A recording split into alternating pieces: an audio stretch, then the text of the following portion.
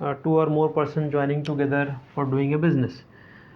और यही टू और मोर पर्सन्स अगर अपना बिजनेस पार्टनरशिप एक्ट के अंदर रजिस्टर कर लेते हैं तो पार्टनरशिप फर्म हो जाता है।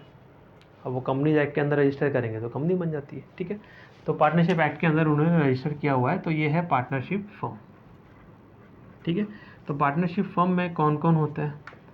पार्टनरशिप फर्म नाम ही है तो पार्टनर तो होंगे ना, पार्टनर्स होंगे, और काम करने के लिए स्टाफ भी तो रखना पड़ेगा ना, एम्प्लॉयज़ जिसको हम बोल सकते हैं।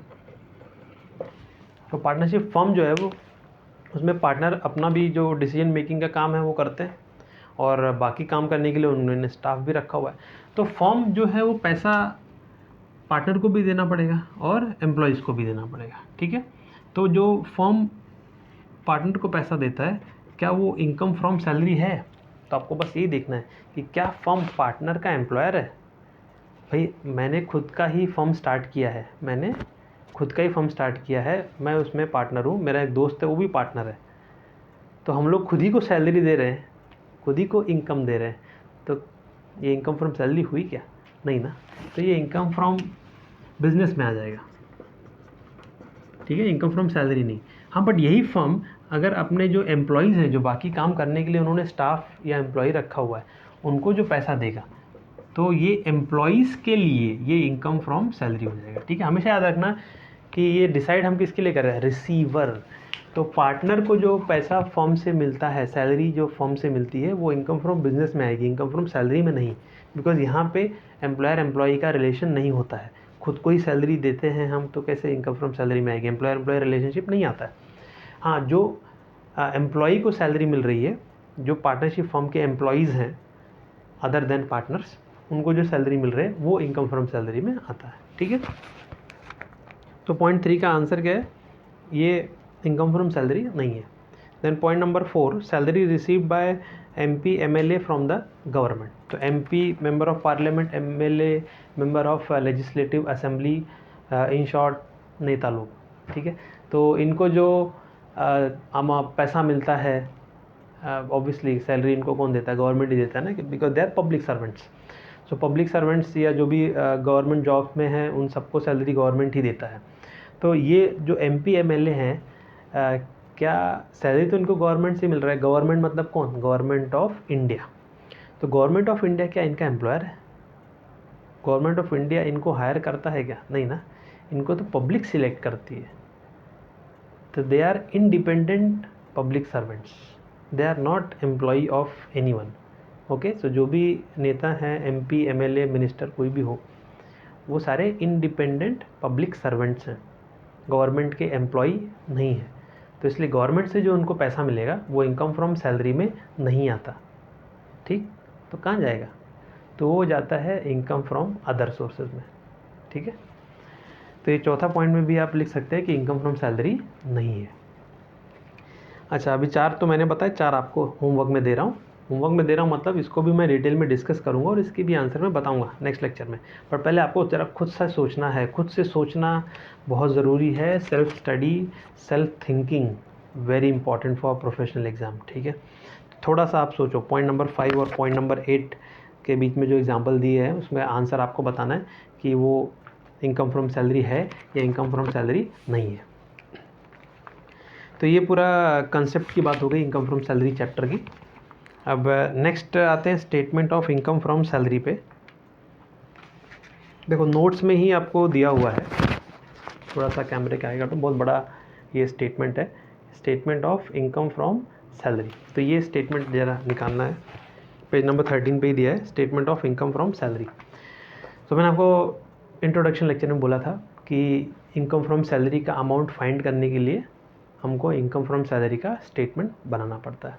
ठीक है, और ऐसे ही बाकी सारे चैप्टर्स के अंदर भी यही काम करना है हमको। सो इनकम फ्रॉम सैलरी इतना इजी नहीं है फाइंड करना। जैसे आप बोलोगे कि सर हमको तो बॉस देता है हर महीने 30,000, तो होगी हमारी इनकम फ्रॉम सैलरी।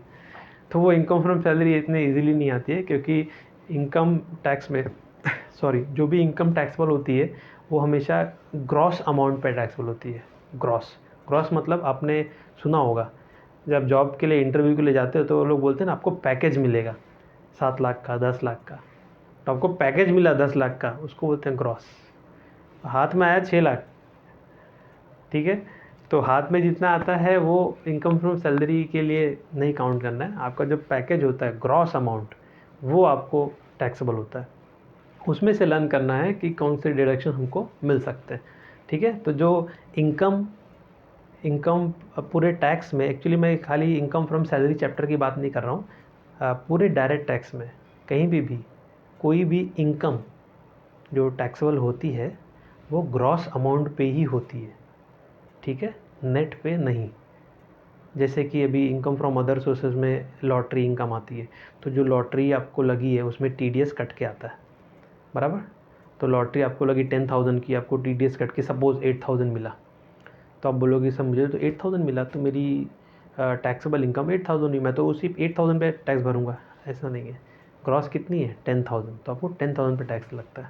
ठीक है, मतलब 10,000 इन शॉर्ट आपके ऐड करना पड़ता है इनकम में, 8,000 नहीं। तो ये पॉइंट बहुत इंपॉर्टेंट है। एक और आपको मेन पॉइंट बता रहा हूँ जो बहुत इंपॉर्टेंट है कि पूरे डायरेक्ट टैक्स में किसी भी हेड में कोई भी इनकम जो टैक्सेबल होती है वो हमेशा ग्रॉस अमाउंट पे होती है। ठीक, तो अगर कोई इनकम नेट अमाउंट पे दिया हुआ है तो हमको उसको ग्रॉस में कन्वर्ट करना पड़ेगा। तो इसलिए इनकम फ्रॉम सैलरी इतना बड़ा चैप्टर लर्न करना है, नहीं तो इन हैंड जो सैलरी होती है वही उठा के लग देते, हो गया काम ख़त्म। ठीक है, तो कोई भी इनकम ग्रॉस अमाउंट पे टैक्सेबल होती है। तो ग्रॉस अमाउंट मतलब मैंने बता दिया, इतना पैकेज आपको मिलेगा, तो वो पैकेज जो आपको ऑफ़र करता है एम्प्लॉयर, ठीक है, अट्रैक्ट करने के लिए इतना पैकेज, तो वो पैकेज में क्या क्या है वही हमको अभी लर्न करने जा रहे हैं।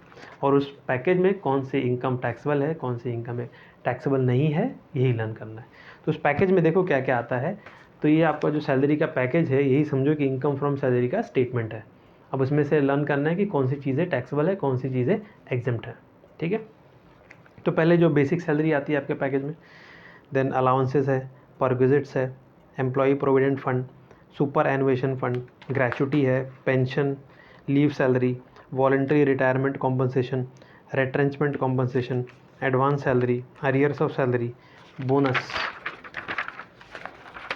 कमीशन, ये सब पूरे 14 पॉइंट मिला के ग्रॉस सैलरी बनता है, मतलब पैकेज। तो ये आपके पैकेज में ये सारी चीज़ें होती हैं। ठीक है, अब ये सारी चीज़ों के आगे आप देख लो, नोट भी लिखा हुआ है, नोट 1, नोट 2, नोट 3। तो नोट में क्या लिखा है कि ये टैक्सेबल है कि एग्जेम्प्ट है। तो ये सारे के सारे जो 14 पॉइंट्स आपको मैंने बताए, आपकी सैलरी के पैकेज में 14 पॉइंट्स होते हैं। तो ये 14 पॉइंट्स के लिए, हर एक पॉइंट के लिए लर्न करना है कि टैक्सेबल है, एग्जेम्प्ट है, टैक्सेबल है, एग्जेम्प्ट है। ठीक, तो ये हम 1 बाय 1 आराम से शांति से लर्न करेंगे। तो ये सब पॉइंट्स मिला के ग्रॉस सैलरी होगी। उसके बाद स्टेटमेंट में नीचे क्या दिया है, माइनस डिडक्शन अंडर सेक्शन 16। ठीक है, तो डिडक्शन मैंने आपको पहले बताया था इंट्रोडक्शन में, कोई भी एक्सपेंस या इन्वेस्टमेंट के लिए आपको डिडक्शन मिलता है। तो जो टोटल इनकम में मैंने आपको बताया था डिडक्शन, सेक्शन 80 में था वो। तो सेक्शन 80 वाला जो टोटल इनकम के स्टेटमेंट में डिडक्शन होता है वो जनरल डिडक्शन है, जिसे कोई भी ले सकता है, मतलब कोई भी माइनस कर सकता है। अब ये जो डिडक्शन है सेक्शन 16 का, ये सिर्फ इनकम फ्रॉम सैलरी वालों के लिए ही है। ठीक, डिफरेंस समझा आपको। तो एक डिडक्शन जो मैंने टोटल इनकम चैप्टर में बताया था, एक सेक्शन 80 में, तो वहाँ पे क्या है, बिजनेसमैन हो, सैलरीड हो या कोई भी पर्सन हो, वो सारे वो डिडक्शन क्लेम कर सकते हैं, provided they satisfy terms and conditions. पर ये जो डिडक्शन है सेक्शन 16 का, ये सिर्फ कौन माइनस कर सकता है या क्लेम कर सकता है, जो सैलरीड पर्सन हो, जो एम्प्लॉई है, ठीक है, जो एम्प्लॉयमेंट में है, वही खाली क्लेम कर सकता है। तो इन शॉर्ट जो आपको ऐसे हर चैप्टर में इंटरनल डिडक्शन मिलेंगे। जैसे इनकम फ्रॉम सैलरी में सेक्शन 16 में दिया हुआ है, फिर इनकम फ्रॉम हाउस प्रॉपर्टी में कोई और सेक्शन में दिया हुआ है 24 एंड एट्सेट्रा। तो हर चैप्टर में भी आपको इंटरनल डिडक्शन मिलेंगे। और जब 5 के 5 हेड्स, मतलब 5 चैप्टर्स हम लोग कंप्लीट करेंगे, तो उसका बाद हम लोग बनाते हैं स्टेटमेंट ऑफ टोटल इनकम। तो वहाँ पे भी डिडक्शन है सेक्शन 80 में, वो जनरल डिडक्शन है। तो ये डिफरेंस बता रहा हूँ आपको, सो दैट कुछ माइंड में कन्फ्यूजन नहीं हो गए। तो ये जो डिडक्शन है ये सिर्फ इनकम फ्रॉम सैलरी वालों के लिए बना हुआ है। तो कौन से डिडक्शन है सैलरी वालों के लिए? स्टैंडर्ड डिडक्शन अभी मिलता है, ये अभी लास्ट ईयर से स्टार्ट किया है, सॉरी 2 साल हो गए इसको। देन उसके बाद प्रोफेशनल टैक्स है, देन एंटरटेनमेंट अलाउंस है। तो यहाँ पे भी क्या लर्न करना है कि कितना डिडक्शन मिलेगा, प्रोफेशनल टैक्स में कितना, एंटरटेनमेंट अलाउंस का कितना, और स्टैंडर्ड डिडक्शन में कितना रिडक्शन मिलेगा और क्या टर्म्स कंडीशन है, कैसे मिलेगा, क्या क्या चीज़ें हमको सेटिस्फाई करनी पड़ेगी। ठीक है, तो ये सब बन के आपका पूरा taxable income from salary final answer आएगा। तो जो 14 इनकम्स आपको दिए हैं ऊपर, उनको ऐड करना है, that is your gross salary minus ये 3 डिडक्शन अंडर सेक्शन 16, फिर आपको आएगा टैक्सेबल इनकम फ्रॉम सैलरी। तो ये जो आंसर है ये जाता है स्टेटमेंट ऑफ टोटल इनकम में। ठीक, तो वो स्टेटमेंट ऑफ टोटल इनकम में इनकम फ्रॉम सैलरी का वो एक आंसर निकालने के लिए ये पूरा इतना बड़ा स्टेटमेंट बनाना पड़ता है। तो अभी हम फोकस कहाँ करेंगे, ये सिर्फ स्टेटमेंट के ऊपर। तो स्टेटमेंट में हर एक पॉइंट जो इनकम वाला है, पॉइंट नंबर 1 से 14 तक, मतलब ग्रॉस सैलरी के ऊपर जो भी पॉइंट दिए, हर एक के लिए क्या लर्न करना है कि वो इनकम टैक्सेबल है या एग्जिम्ट है, टैक्सेबल है या एग्जिम्ट है। ठीक, तो अभी स्टार्ट करते हैं। सबसे पहले देख लो, पहला पॉइंट आपको इनकम फ्रॉम सैलरी स्टेटमेंट में क्या दिया था, इसको ज़रा इरेज कर देता हूँ।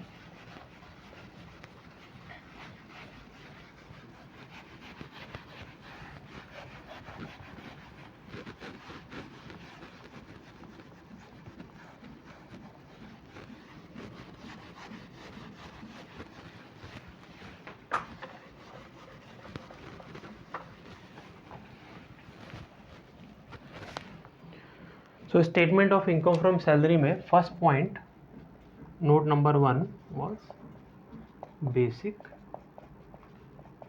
सैलरी। ठीक है, एक्चुअली नोटबुक में direct tax in the notebook में आपको मोस्टली बहुत ही कम चीज़ें लिखनी है, क्योंकि मैंने जो नोट्स दिया है उसी में ब्लैंक स्पेसेस हैं डायग्राम के लिए।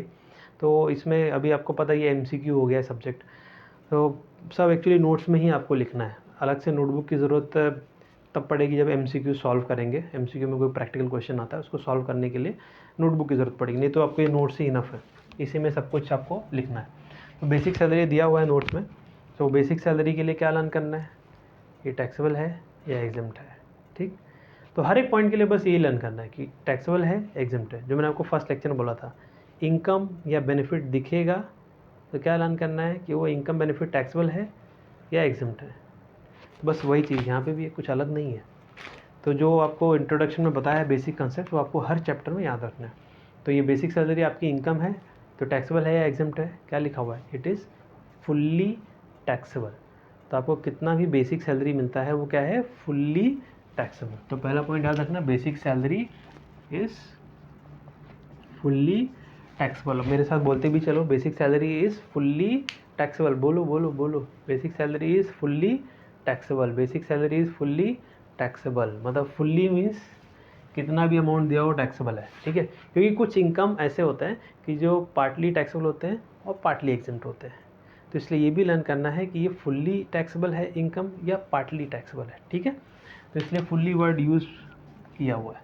तो पहला पॉइंट जो आपको स्टेटमेंट ऑफ इनकम सैलरी में दिया था वो था बेसिक सैलरी।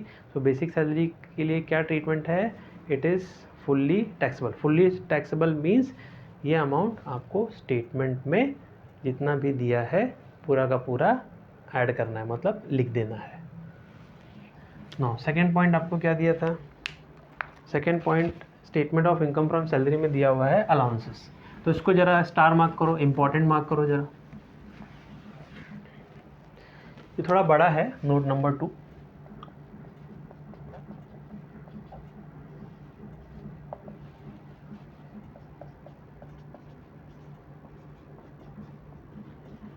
अलाउंसेस। ठीक है, तो सबसे पहले तो आपको मीनिंग समझना है कि अलाउंसेस क्या होता है।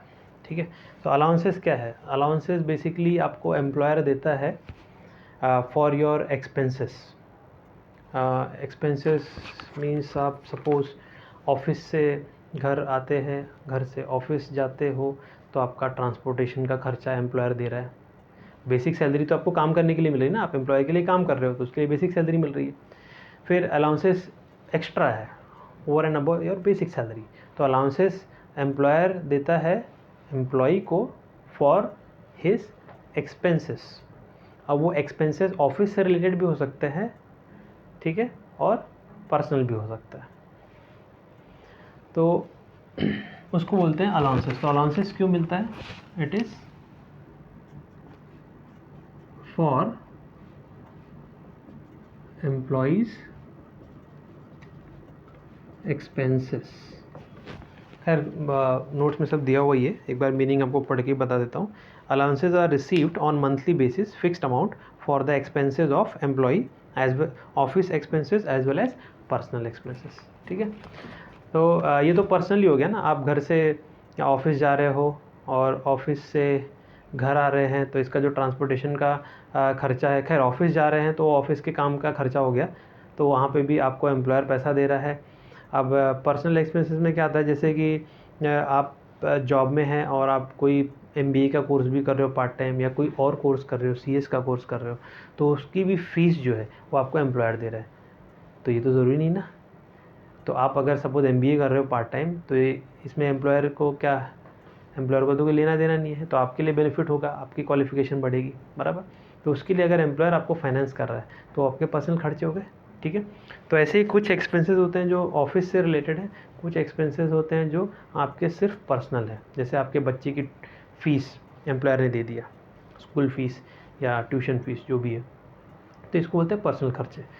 तो ऐसे ही बहुत सारे अलाउंसेस हैं। अलाउंसेस मतलब क्या, इनकम।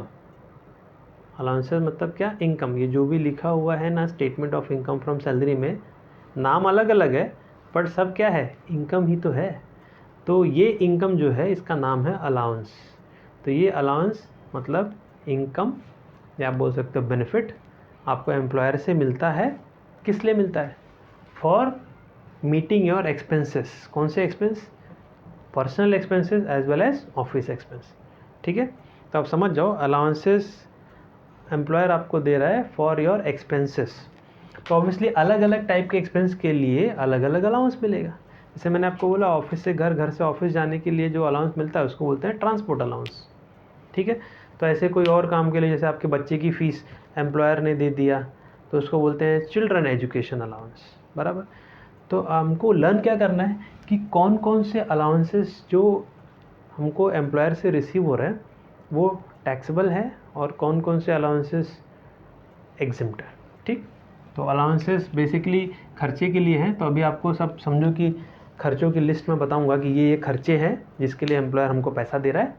अब ये पैसा टैक्सेबल है, ये पैसा एग्जिम्प्ट है। मतलब ये खर्चे के लिए जो पैसा मिला ये टैक्सेबल है, ये खर्चे के लिए जो पैसा मिला ये एग्जिम्प्ट है। यही लर्न करना है। तो कौन कौन से खर्चे के लिए एम्प्लॉयर आपको पैसा दे रहा है, तो लर्न क्या करना है, वो टैक्सेबल होगा या एग्जिम्प्ट होगा।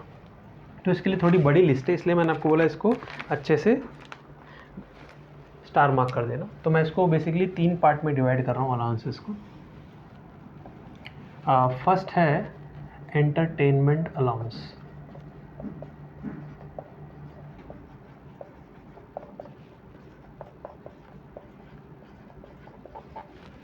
Second one is 15 exempt allowances. यही मेन आपको लर्न करने का। ये 15 अलाउंसेस कौन से, पहले ज़्यादा थे, अभी गवर्नमेंट ने थोड़े थोड़े कम कर दिए, तो 15 है जो एग्जेम्प्ट है, मतलब जिस पे टैक्स नहीं लगेगा। और बाद में है अदर अलाउंसेस।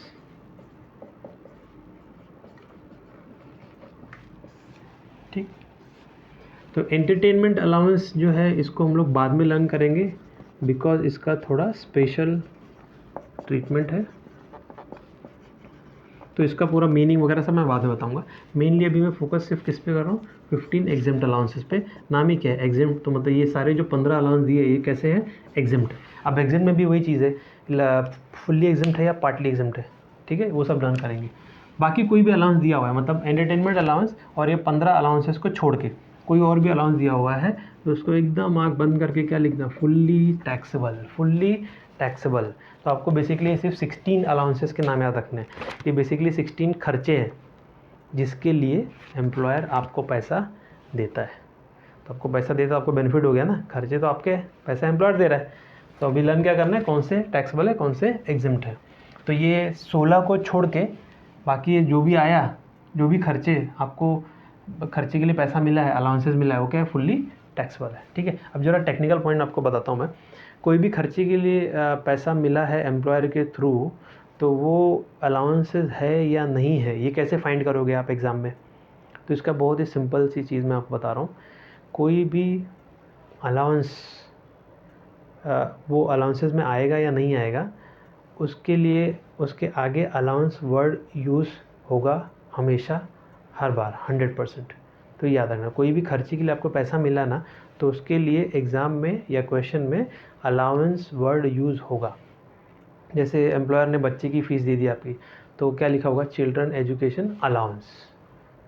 ठीक, अगर खाली ऐसा लिखा है children fees paid by employer, तो वो अलाउंस में नहीं आएगा, वो कहीं और आता है, बताता हूँ कहाँ आएगा। तो कोई भी खर्चे के लिए अगर आपको एम्प्लॉयर पैसा दे रहा है, तो वो पैसा अलाउंस में आएगा या नहीं आएगा, कैसे फाइंड करना है, बहुत ही सिंपल है। उसके आगे अलाउंस वर्ड हमेशा यूज़ होगा। अलाउंस दिखा मतलब वो अलाउंस में है, अदरवाइज़ नहीं है। पहले तो ये डिसाइड करना है कि कौन सा अलाउंस में है, कौन सा नहीं है।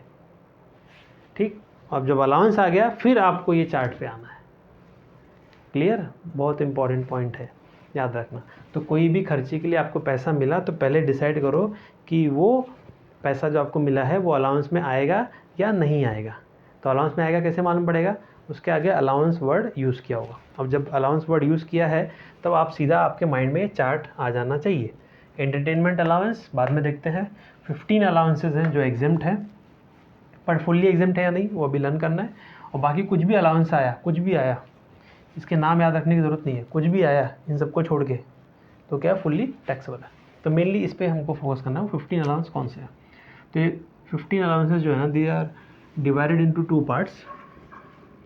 14 special allowances and 1 is house rent allowance, जिसका नाम आपने सुना होगा।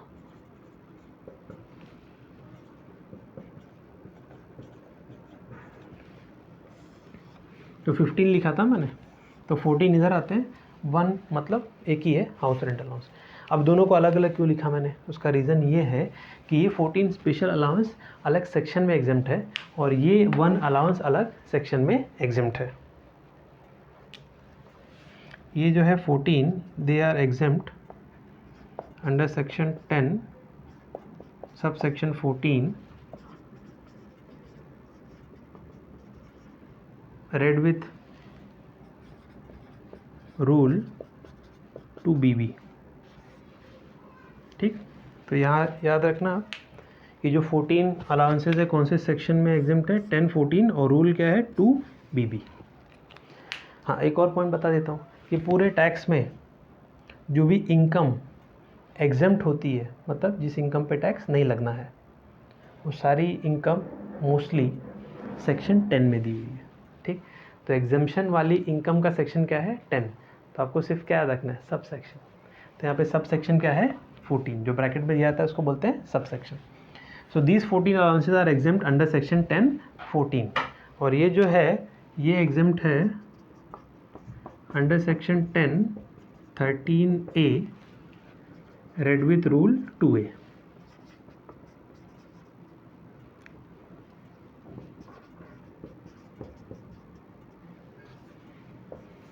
ठीक है, तो यहाँ पे सेक्शन 10 तो कॉमन ही है, खाली सब सेक्शन पे आपको ध्यान देना है। सॉरी, ये रेड विद रूल 2BA है, तो ये सेक्शन याद रखना 13A रूल 2BA। ये 2BB था, वो 2BA है, BB BA। 10 तो कॉमन ही है, ये 14 है, ये उसके पहले का, ऐसा याद रखना। इधर 14 उसके पहले क्या था, 13। ठीक है, और यहाँ पे A लग जाता है, यहाँ पे भी A लग गया, यहाँ पे भी A लग गया लास्ट में, यहाँ पे BB है, यहाँ पे BA रूल। तो ये 14 स्पेशल अलाउंस इस सेक्शन में एग्जाम्प्ट है, ये रूल है। अभी 14 अलाउंसेस को याद कैसे रखोगे, ये भी बड़ा पॉइंट है, क्योंकि 14 तो उसका एक शॉर्टकट है 14 अलाउंसेस को याद करने का।